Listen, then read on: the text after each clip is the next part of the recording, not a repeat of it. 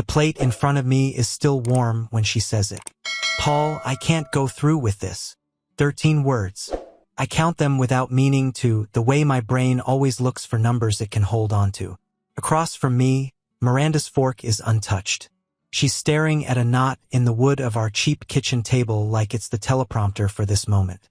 The same table where, 3 months ago, we opened a bottle of champagne because we'd mailed the final payment to the venue. We'd high-fived like idiots over an envelope. Takes my brain a second to catch up. The apartment is crowded with proof of the life she's talking about. Engagement photos framed on the wall, a magnetized calendar with dates circled in red, cake tasting, and final fitting written in her looping handwriting. The catalog from the photographer is still on the counter, dog-eared on the pages she liked. I'm sorry, she adds, like she just bumped into me in a hallway. I can't. Her eyes don't meet mine. They stay locked on the tabletop, and I realize this isn't spontaneous. She's practiced this, probably in a mirror, probably more than once. I take a breath. The air feels thick, like I'm trying to inhale through cloth. All right, I say. That's it. No, why? No, what do you mean? Because I already know that I can't go through with this isn't the start of a conversation. It's the period at the end of one she's been having without me. She flinches at how flat my voice is, like she expected me to knock over the chair and shout, like the only way to prove I care is to lose control. How long have you known? Ask. It's the only question that matters. A while, she says. I didn't want to hurt you. I look around the room. Deposits paid. Plans made. A $3,000 dress hanging in a garment bag in the bedroom. Plane tickets booked for a honeymoon we spent 3 nights arguing about, then laughing over once we'd picked a place. You mailed the venue payment 3 months ago, I reminded her. My voice still sounds calm, almost bored. Did you want to hurt me then? Her jaw tightens. I thought I could still do it. I thought I could make it work. But I can't live a lie, Paul. That wouldn't be fair to either of us. There it is. The line. The kind people use when they need to feel brave about walking away from something they spent a year posting about online. Where are you staying? Ask. With Hannah, she says quickly. That part was ready. Just for a while. Until I figure things out. Of course it's Hannah. The friend who told her to choose herself every time we disagreed about money or schedules. The one who joked that I was such a dad already. Because I liked spreadsheets and early nights. When? Ask. Tonight. I nod, push my chair back, and stand up. The motion feels distant, like I'm watching myself on a screen. My heart is pounding but my hands are steady. That detail lands somewhere important in the back of my head. Okay, I say. Then you should pack. She finally looks at me, eyes wide. That's it. What were you expecting? Ask. A scene. Her cheeks flush. I don't know. I thought you'd be more upset. I am upset. The problem for her is that my version of upset doesn't perform. It doesn't cry or beg or throw furniture. It observes. It remembers. It makes lists. I heard you, I say. You can't go through with this. I'm not going to try to talk you into a wedding you don't want. She stands, pushing her chair back too quickly. The legs scrape. She winces at the sound. I'll just take what I need for now, she says. The rest, we can figure out later. Interesting choice of pronoun. I follow her down the hall, leaning on the doorway while she drags a suitcase from under the bed. The garment bag with her dress hangs off the closet door, white and heavy, like a ghost of a future that didn't get the memo. She doesn't touch it. She moves around the room, picking clothes, shoes, makeup. She folds some things, crams others. I watch, arms crossed, not to intimidate her, just to keep my hands from reaching for anything. You don't have to stand there, she mutters. You're making this harder. I'm not saying anything, I reply. That's what makes it worse. She zips the suitcase and straightens, breathing hard like she just finished a workout.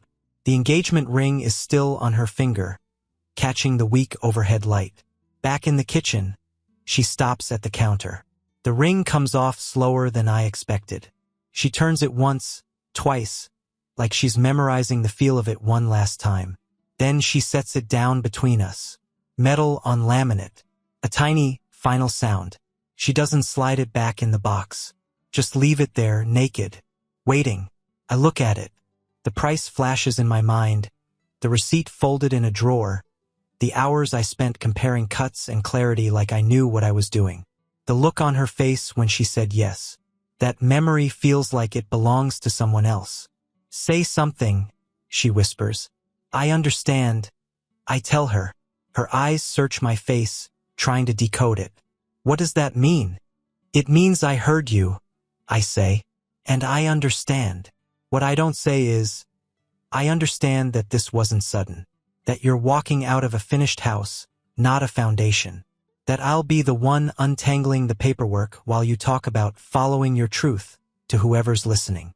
I walk her to the front door. We pass our photos, smiling on beaches, at parties, in front of the venue sign the day we booked it. Her handwriting on the calendar, all those small squares of a life we were supposed to share.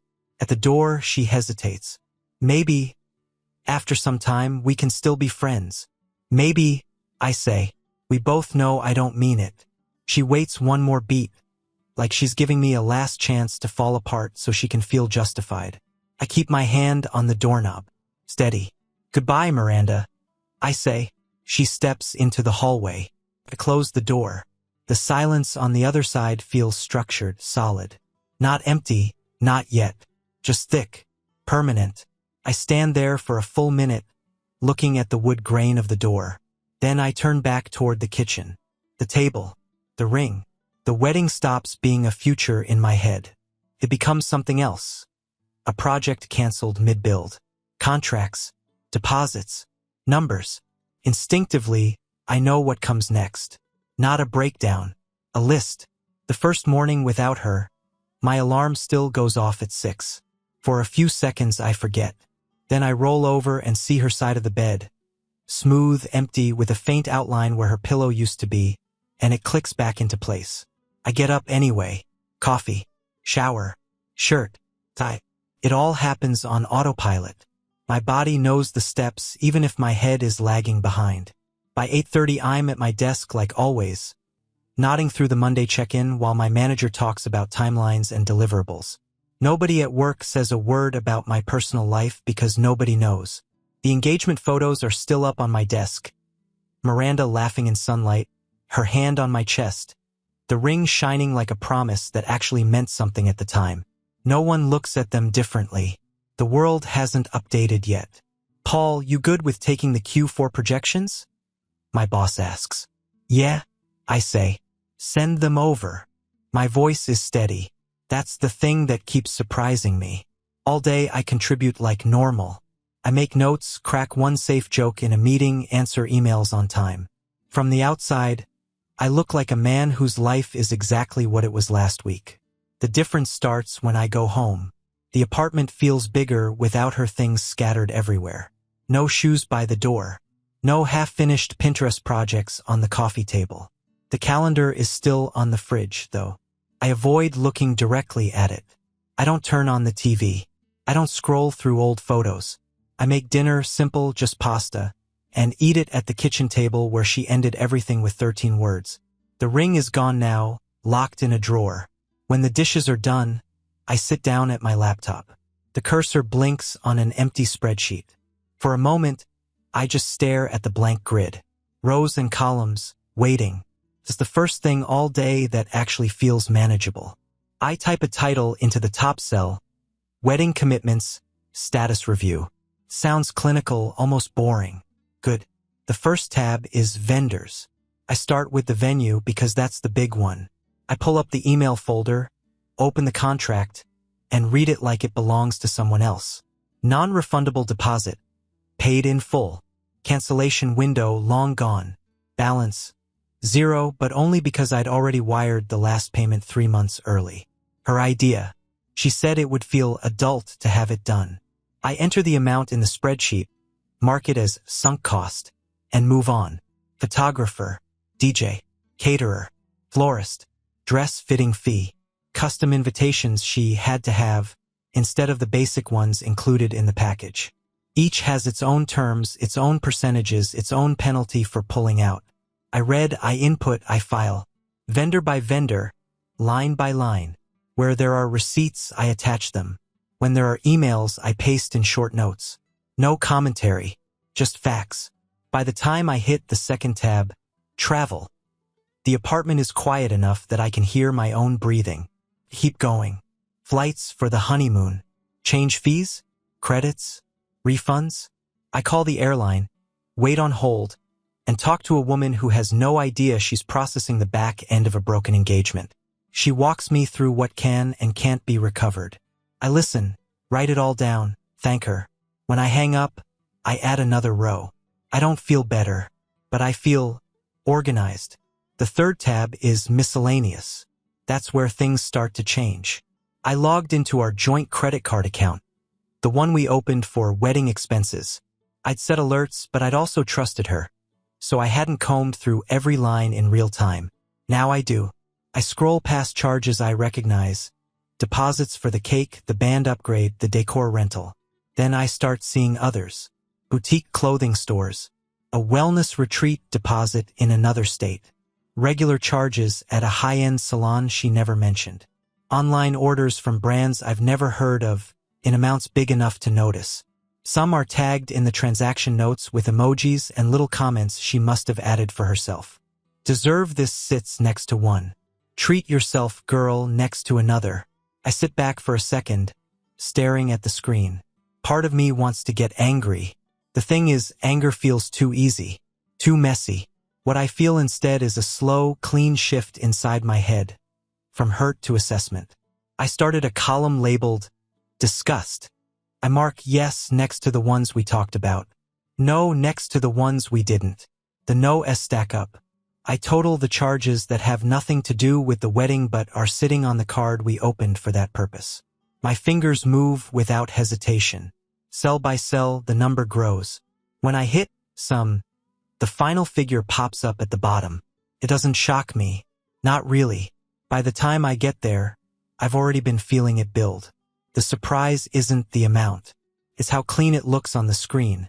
How something as messy as grief can line up so neatly in rows and columns. I lean back in my chair, rub a hand over my face, and exhale slowly. The man who sat at that kitchen table and listened to her say she couldn't go through with the wedding felt like the floor disappeared under him. The man looking at this spreadsheet understands something different. The floor didn't vanish. It just finally became visible.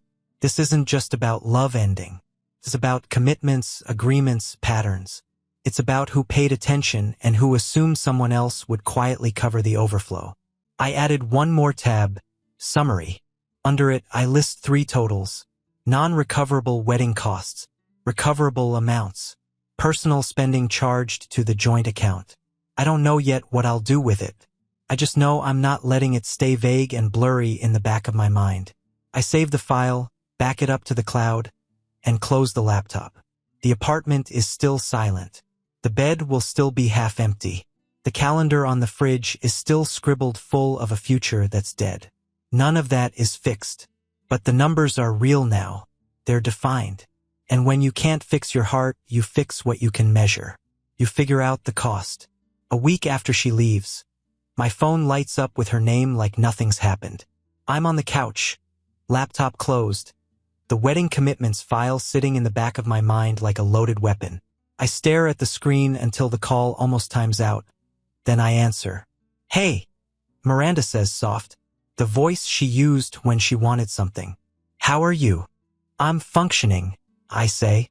She laughs a little like that's cute. You always were the practical one. There's a pause. She's waiting for me to ask how she is. I don't. It's been really hard, she says, filling the silence. For both of us, I mean, I didn't want to hurt you, Paul. You know that, right? I let that sit there. I'm not going to help her build that story. I hope we can still be in each other's lives. She continues. You've always been my best friend. I don't want to lose that. I still need your support. There's the word, support. Not closure. Not honesty. Support. What does that look like? Ask. I don't know, just... She exhales. Talking. being there, not making this harder than it already is. I'm trying to figure things out, and it would mean a lot if you could be kind about all of it. Kind. After a year of plans and a 13-word breakup across a table I paid for. Miranda, I say, I've been going through everything tied to the wedding. She goes quiet. I can hear street noise through her end of the call. Cars, voices, living proof the world is still moving. Okay, she says slowly. Contracts, deposits, the joint card, all of it. I continue. I've organized it into one document. Paul, I really can't do financial drama right now, she says quickly. That's not fair. I'm calling to talk as people, not as accountants. Good, I say, because I'm not asking you to do drama. I'm asking you to read. She's thrown off. I can hear it in the slight catch in her breath. Read what? She asks. I'll send it to you, I say. Information. You'll have everything laid out. Is this about punishing me? She snaps, suddenly sharper. Because I won't engage with that, Paul. I made a hard decision for both of us.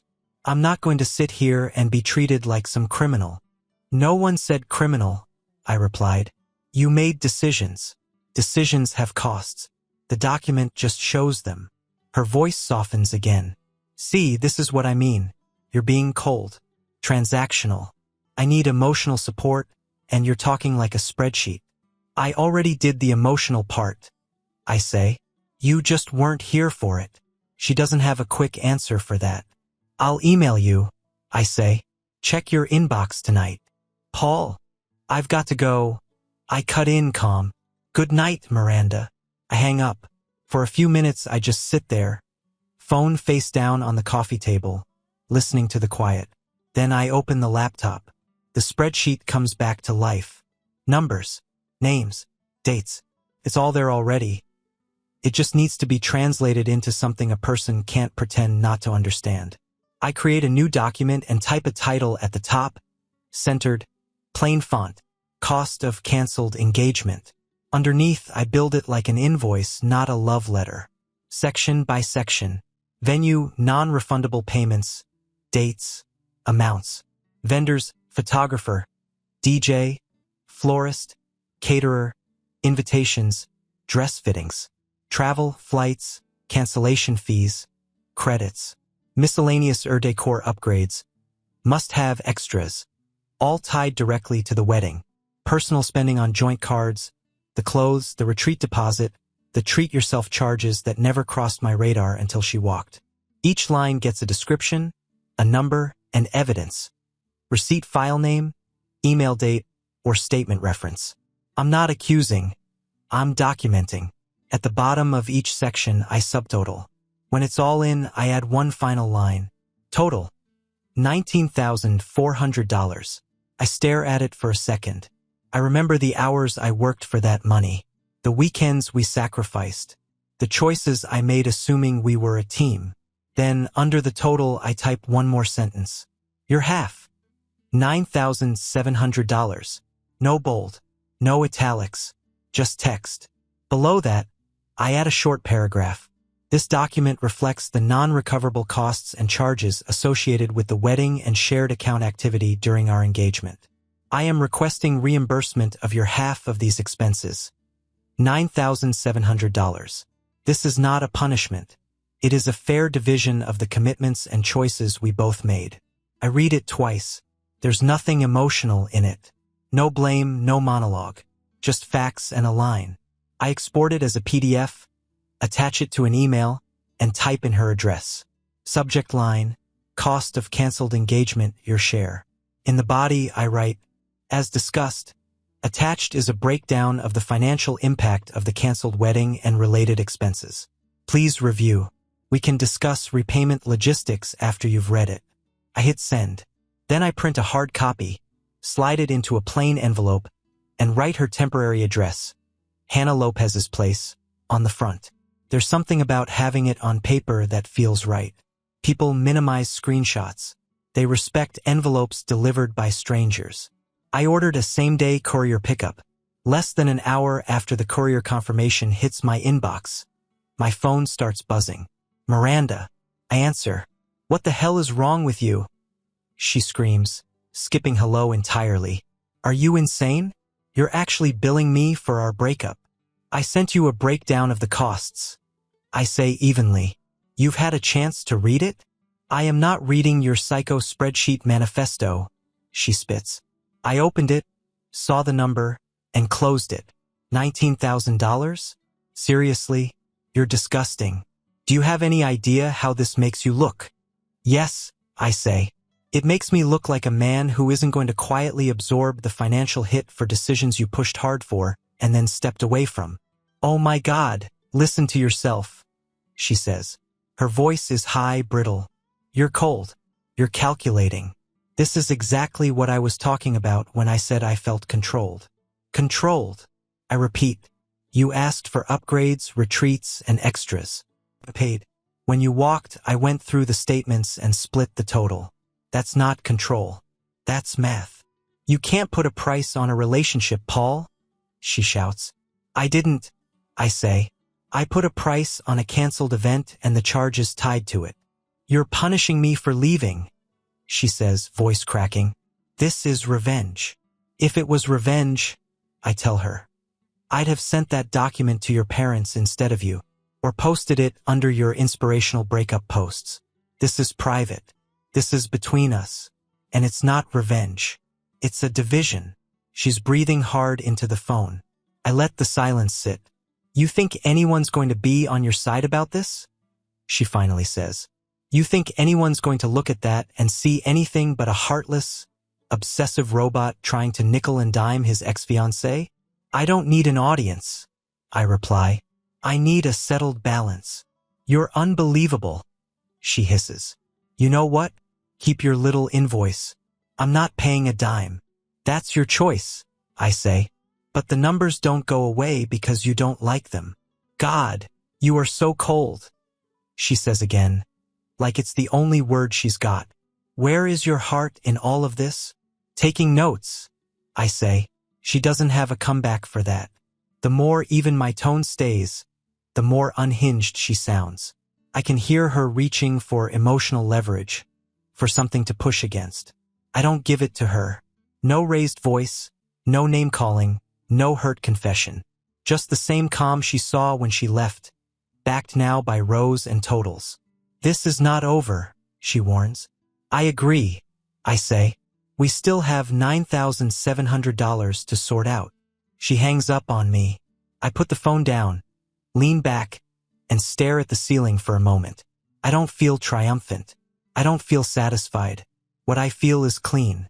For the first time since she said, I can't go through with this, I've done more than just absorb impact. I've assigned value, drawn a line, and handed her something she can't edit into a tragic love story. She wanted freedom. Fair enough. I just sent her the invoice. The next morning, my phone starts buzzing before I'm out of bed. But it's not Miranda. It's notifications. A coworker DMs me a screenshot from Instagram. Miranda at a rooftop bar, city lights behind her, fake candid smile. The caption. When you finally escape control and choose peace over pretending. No names, but she doesn't need them. Everyone we know can read between the lines. More posts follow. A soft launch of freedom. Healing isn't linear, but it starts with leaving what suffocates you. There it is.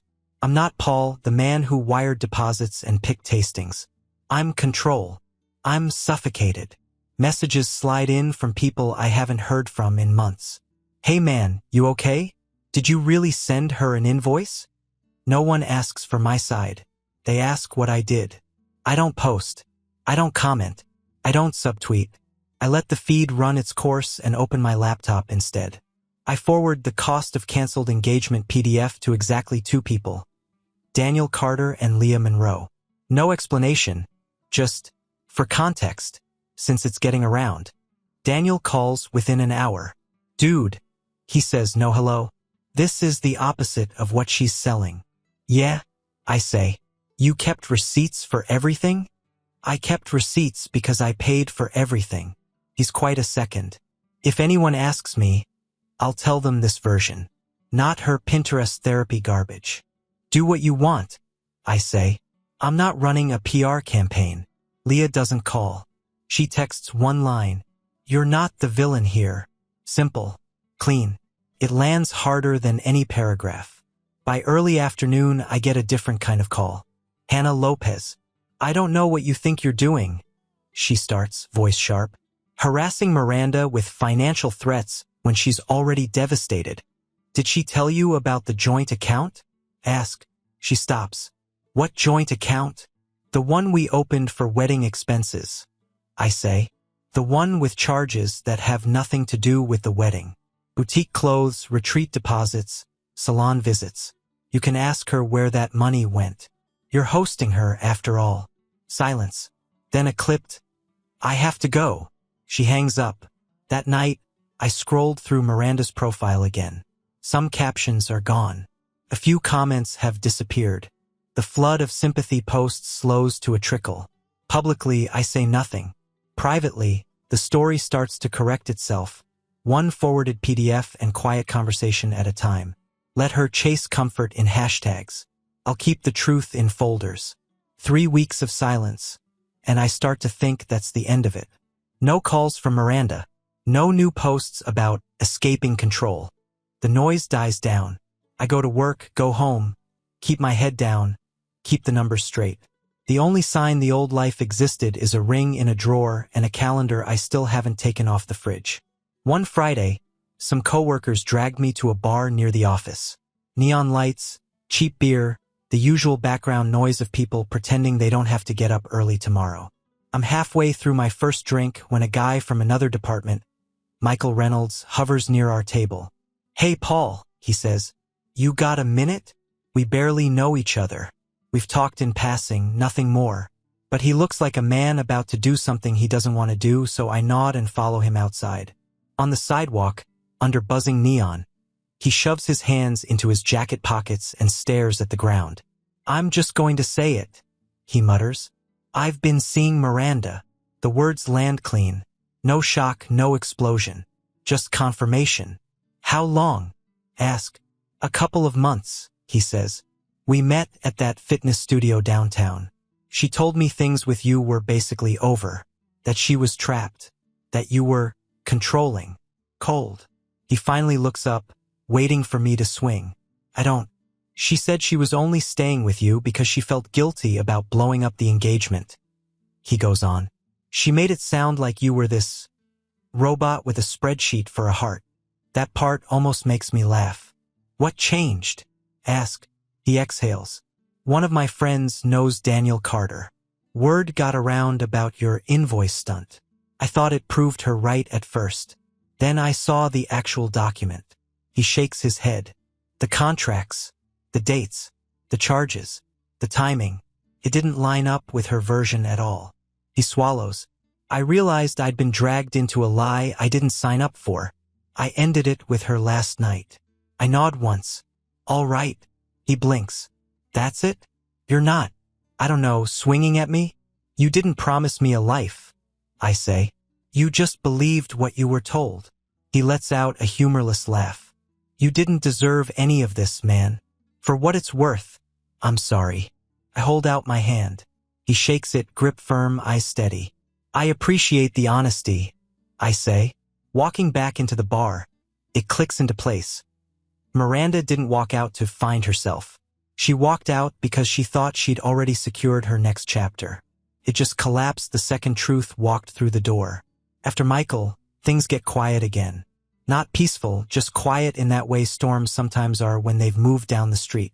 I spend a couple nights going back through the contracts with a sharper eye. Anywhere her name is on paper, I make sure the responsibility matches the reality. I call vendors, explain the engagement is off, and wherever possible, I shift future balances fully to her. Some of them balk until I email signed forms with her signature highlighted. Others don't care who pays as long as someone does. I note names, dates, and outcomes in the spreadsheet. Then the calls start.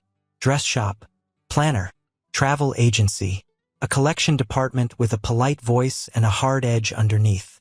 They're all looking for payment on balances that used to be ours. I give them a short, consistent answer. The engagement ended. The contracts have been updated. Remaining responsibility belongs to Miranda Fox. I send documentation when they ask. I don't raise my voice. I don't apologize. A few weeks later, the knock comes at my door. I check the hallway camera before opening it. Miranda stands there, no filters, no rooftop lighting, just bad hallway fluorescence. Her shoulders are slumped, eyes red, makeup half there like she put in effort and ran out halfway. I open the door but don't step aside. "Can we talk?" she asks. "We're talking," I say. She swallows. "My credit's trashed, Paul. Landlords are turning me down. I can't get approved for anything decent. The calls don't stop. Half my paycheck spoken for before it hits my account." "That sounds rough," I say. Her eyes flash. "You did this." "No," I say. "You signed contracts, spent money, and walked away assuming I'd absorb it. I just handed your half back to you." She looks past me, like the apartment might rescue her. "Can you please just help? For now? Put some of it back in your name, take on a few of the payments until I get stable? You know I didn't plan for it to go like this." "You planned enough to have someone waiting," I remind her. "You just misjudged how long he'd stick around once he met the truth." Her face crumples for a second before she catches herself. "I was scared," she says, voice smaller. "I didn't know how to tell you about Michael. I thought he was my next chapter. I thought you'd overreact." "I didn't overreact," I say. "I reacted exactly enough." She stares, searching for the man who would have bent over backward to make this easier. "He's gone. My parents had to step in," she mutters. "They're furious. They paid some of it just so the calls would stop. They said I embarrassed them." "That's between you and them," I say. "Like the joint account is between you and your reflection." Her chin trembles. "So that's it? You're just going to watch me drown?" "I'm not watching anything," I say. "I'm living my life. You wanted independence. This is what it costs when you treat commitments like suggestions." She opens her mouth, then closes it. There's nothing left to manipulate.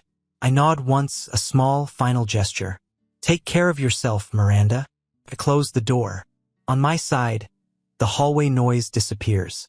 The silence isn't thick anymore. It's clean. Boundaries, like credit, only mean something when they're enforced. 8 months later, my life isn't dramatic. It's just mine. I moved into a smaller apartment closer to the office. No shared closets. No wedding magazines hiding in drawers. No ghost dress hanging off a door. The place is simple, neutral walls, one couch, one bed, one table that's just furniture. Not a crime scene. I spent the first weekend there unpacking methodically. Kitchen, then bedroom, then the small stack of folders that used to be my engagement. I file the cost of canceled engagement document in a box labeled records, not memories. I close the lid. That feels right. My days settle into a rhythm. Work, gym, home. I cook for myself. I sleep better. The quiet doesn't feel like punishment anymore. It feels like room to think. Daniel starts inviting me out more, not as a pity project, just as a friend. Through him, I meet new people who don't know anything about Miranda, the invoice, or the rooftop posts. To them, I'm just Paul, the guy who's decent with numbers and bad at small talk. One night, he introduces me to Claire Marshall. She's not flashy. No curated persona. No dramatic story about finding herself. She asks direct questions and actually listens to the answers. When I mention I was engaged once, she just nods. "What happened?" she asks. "She left," I say. "I adjusted." "Fair enough," she replies, and changes the subject. We keep it simple. Coffee that turns into a walk. A quiet dinner that turns into a second. No grand declarations, no rushed labels. We talk about work, families, and the mistakes we've made. She doesn't flinch when I mention how much the canceled wedding cost. "Expensive lesson," she says. "At least you paid attention." For the first time since Miranda walked out, my life doesn't feel like something I'm patching. It feels like something I'm building, smaller, cleaner, and honest from the ground up. Claire and I are halfway through dinner at a small downtown restaurant when I see her. It's nothing dramatic. Just a shape in the corner of my eye that my brain recognizes before I do. When I look up, Miranda is sitting alone at a two-top by the window, a half-finished glass of wine in front of her, shoulders folded in like she's trying to disappear. No ring, no audience, no glow. Do you know her? Claire asks, catching the way my attention shifts. I used to, I say. That's all. Miranda looks up and freezes. For a second, it's like we're back at that kitchen table. Only this time, there's no script in front of her. Just me, a different woman across from me, and a life she's not part of. I hold her gaze for a beat, then turn back to my plate. Claire doesn't press. We go back to talking about her brother's terrible taste in cars and whether we'd survive moving to a smaller city. My chest feels tight for a few minutes, then it settles. The food still tastes good. The conversation still flows. When we're done, we ask for the check. The path to the door cuts right past Miranda's table. I don't change routes. As we walk by, I stop just long enough to acknowledge what we both know. Miranda, I say, voice steady. I hope you found what you were looking for. Her mouth opens, but nothing comes out. Whatever speech she had planned for our next encounter, this wasn't it. I nod once and keep walking. Outside, the air is cool, clean. Claire slips her hand into mine like it's the most natural thing in the world. I don't feel triumphant. I don't feel like I won. I just feel done. A year after the sentence at the kitchen table, Miranda shows up in my life the way most people do now, through something small and forgettable. Daniel and I are at a coffee shop, waiting for our drinks. He taps a flyer taped to the window. Hey, he says, isn't that her? I look. It's a volunteer schedule for a local housing charity, printed in black and white.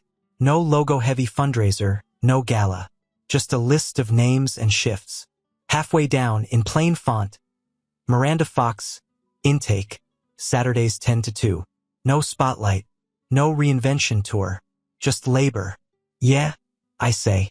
That's her. You want to leave? He asks. No, I answered. It's just a name. And for the first time, that's true. She doesn't contact me. I don't contact her. There's no anniversary text, no, I've been thinking about us. No dramatic apology typed out at 2 a.m. The distance stays clean. One quiet afternoon, I'm cleaning up files on my laptop. Work folders, old tax docs, junk I should have deleted years ago. Buried in a directory I haven't opened in months. I see it. cost_of_cancelled_engagement.pdf. For a second, my stomach tightens the way it used to. Then I double-click. The document opens. Same title, same sections, same totals, same line at the bottom. Your half. $9,700. I wait for the wave. Anger, bitterness, that old chemical mix that used to hit every time I thought about her walking out while I held the bag. Nothing comes. I read it like it belongs to someone else. A man who got blindsided, sat down, and did the only thing he knew how to do. Measure the damage and refuse to subsidize someone else's escape. I don't feel proud. I don't feel ashamed. I feel finished. I close the PDF, create a new folder, and name it with one word. Completed. I drag the file in and let it go. The truth is, the money was never the real price. $19,400 hurt. Sure, but the real cost ran in different columns. Trust spent like it was bottomless. Time invested in a future someone else had already walked out of. A reputation temporarily traded for her comfort when she played the victim online. She paid too, just not in the way my invoice measured. She paid in parents, embarrassed enough to bail her out but not enough to defend her. In friends who stopped liking her posts once they saw the receipts. In a next chapter that collapsed the second honesty walked through the door. I don't tally that. I don't need to. I shut the laptop and look around my apartment. Smaller than the one we shared. Simpler. Paid for. Claire's mug is on the counter next to mine, her book on the arm of the couch. No drama. No script. Just a life that fits. People talk about finding themselves like it's some epic journey that justifies anything. Blow up whatever you want as long as you say the magic words. Maybe that works for some. Me? I didn't find myself. I stayed put. I faced what was true, took the hit, and adjusted. In the end, that's all surviving really is. Not escaping your life, but standing in it with your eyes open and your spine straight, when escape would have been easier.